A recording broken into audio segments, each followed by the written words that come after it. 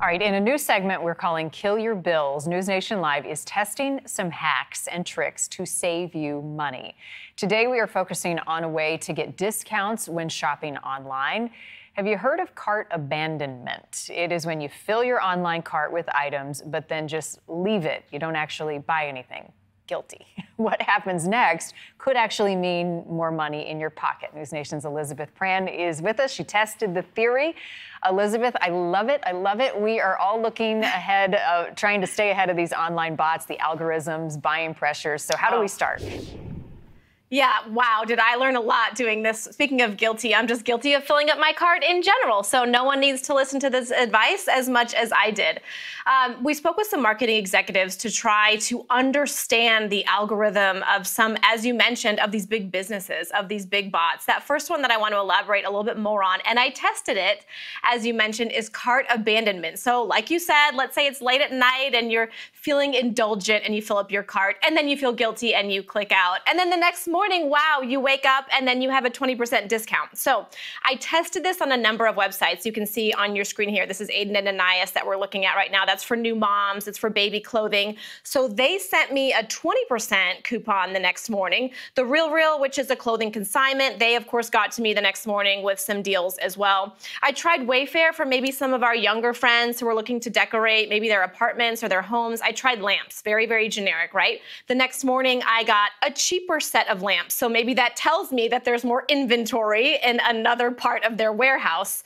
And then I tried to look for some travel ideas, right? Maybe I tried Dallas, I tried California. Southwest was a good example. They got back to me the next morning with some cheaper deals. So each site looked a little bit different, but when I spoke with marketing executive Brittany Garland, she told me these are all psychological tactics by these big marketing agencies. Here she is. So what you're basically teaching the algorithm is your buying preferences and what your interests are. And so, what it teaches the brand is that those are things that you are interested in, and they then run ads and emails afterwards to send you that sort of extra little push to get you to complete the sale. So it is a little tactic that they definitely use. Marni, some red flags to watch out for that I fall victim to is when you're clicking on an airline and they say only 2 seats left, only 3 seats left. Tested a couple hours later, there might be more. Maybe some carts that you have clocks on there. Don't fall for it. Don't feel the pressure. Or sites like Amazon, I mean, I'm guilty. They say buy $25 more and then you get free shipping. So you always end up buying more. These are all little tiny hacks, Marni, to get you to spend more money. Yeah, I was looking at a reformer on Amazon. It's not in my cart yet, but I was looking at it. Can it backfire, though, if you are searching for a deal, right? They're gathering information on us all the time, so they know what we're looking for. So I learned the hard way. While researching this segment, I didn't realize how popular I am. I'm getting a slew of new emails, I'm getting automated text messages, and I'm also getting some intrusive pop-ups. So I asked Garland a little bit about that, and she just told me I need to be more mindful and maybe even look at my browser. Here's what she said.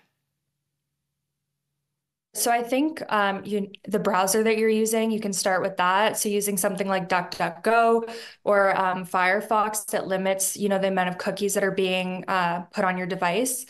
Some other things that you can do are going to Facebook and actively looking at what your ad preferences are set up as. So Facebook uses third-party tracking and cookies to associate interests and behavior with your profile.